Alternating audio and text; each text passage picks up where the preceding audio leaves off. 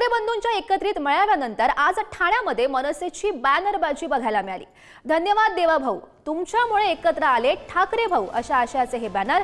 वाद संपला, विश्वास वाढला, महाराष्ट्राची नवी उभारी असा उल्लेख या बॅनरवर केला गेलाय। तोच बॅनर सध्या आपण बघू शकतोय। काल ठाकरे बंधूंचा मेळावा झाला, त्यानंतर आज ही ठाण्यामध्ये मनसेची बॅनरबाजी बघायला मिळते। धन्यवाद देवा भाऊ, तुमच्यामुळे एकत्र आले ठाकरे भाऊ असा उल्लेख या बॅनरच्या माध्यमातून केला गेलाय। तर वाद संपला, विश्वास वाढला, महाराष्ट्राची नवी उभारी असा उल्लेखही आपण या बॅनरवर बघू शकतोय। कालच आपण बघितलेलं होतं, दोनही ठाकरे बंधूंनी एकत्र येण्याचे संकेत दिलेले होते। त्यानंतर दोनही कार्यकर्त्यांमध्ये, दोनही पक्षांच्या कार्यकर्त्यांमध्ये एकच उत्साह बघायला मिळतोय।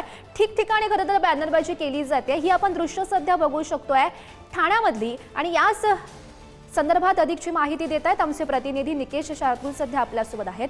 निकेश, महत्त्वाची अपडेट खरं तर काल मेळावा झालेला होता, आजचा आपण हा उत्साह खरं तर दोन्ही कार्यकर्त्यांचा बघू शकतोय। ठाण्यामध्ये सध्या ही बॅनरबाजी केली जाते, काय नेमकं या बॅनरवर लिहिलं गेलंय? नक्कीच काल जर आपण पाहिलं तर ठाकरे बंधूंच्या मनोमिलनानंतर ठाण्यामध्ये जे आहेत ते आता बॅनरबाजी सुरू झालेली आहे।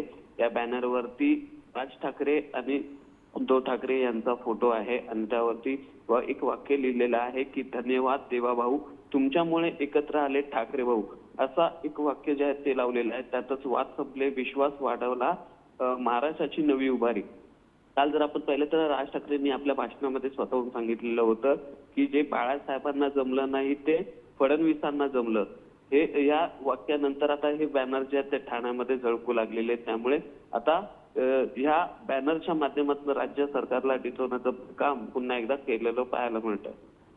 नक्कीच निकेश, धन्यवाद दिलेल्या सविस्तर माहितीसाठी।